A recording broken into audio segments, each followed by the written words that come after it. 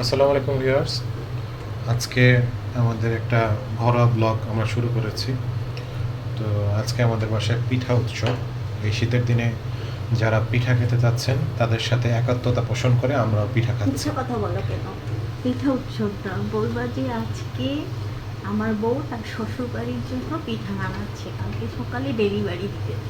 আচ্ছা, ঠিক আছে। তো যাই হোক, তো পিঠা উৎসবের পিঠার জন্য আমরা যে এটাকে বলা হচ্ছে গিয়ে দুধ চিতই, তাই তো? চিতই পিঠা দুধে ভেজানো। ঢং করো কেন? আচ্ছা, ভালো করে কথা বলতে পারো না? দুধ চিতই পিঠা আমরা বানাবো। এর জন্য আমরা নিয়েছি হচ্ছে গিয়ে দুধ, প্রায় এখানে 3 কেজি দুধ আছে, প্লাস গুড়। এখানে পানি দিয়ে আমরা গুড়টা গলিয়ে নিয়েছি। এখানে এখানে দুই পাটালি কেজি গুড়, গুড় পাটালি গুড় ব্যবহার করেছি আমরা। এখানে 2 কেজি গুড় আর 3 কেজি দুধ। 3 কেজি দুধ। গুড় আর দুধের সংমিশ্রণেই হয়ে যাবে মেইন যে পিঠার যে উপকরণটা, ইনগ্রিডিয়েন্টটা সেটা।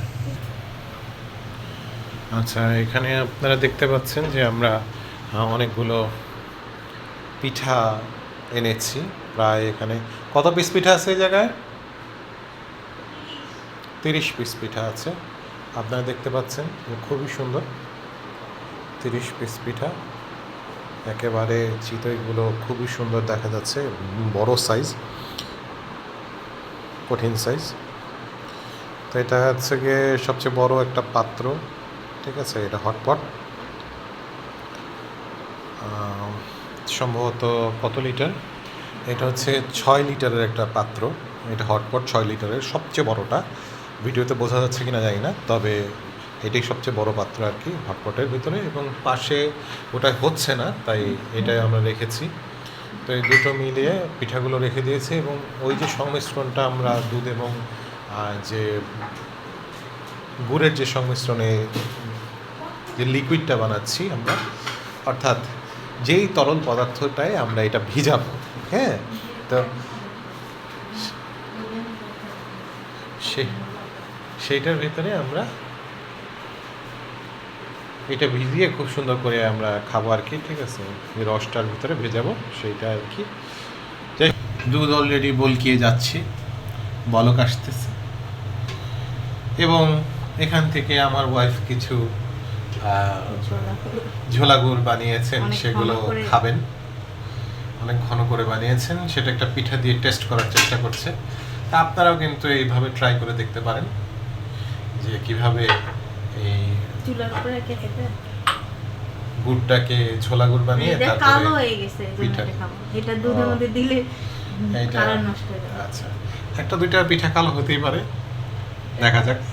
আপনাদের আমরা এটা করতে থাকি, একটু সময় লাগবে, হয়তো বা 1 ঘন্টা। এটা মজা। এটা পিঠা পোড়ার যে পোড়া একটা স্মেল আসতেছে, ফ্লেভারটা অসাধারণ নাকি? না, জঘন্য। জঘন্য? আচ্ছা, ঠিক আছে, জঘন্য হলে আর কি করার। দুধ একলা ফেলাই গেলে দুধ রাগ করবে।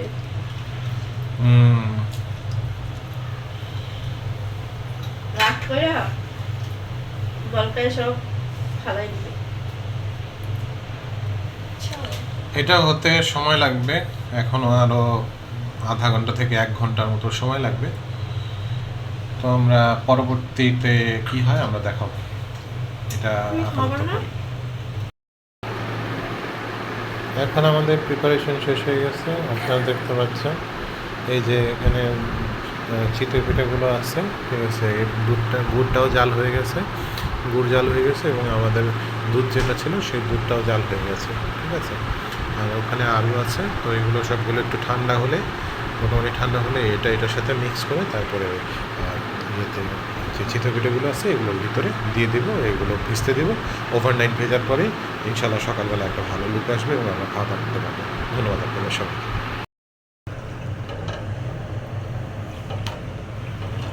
আরও 2 কেজি দুধ এনে গরম করছি, কারণ 3 কেজি দুধে হবে না।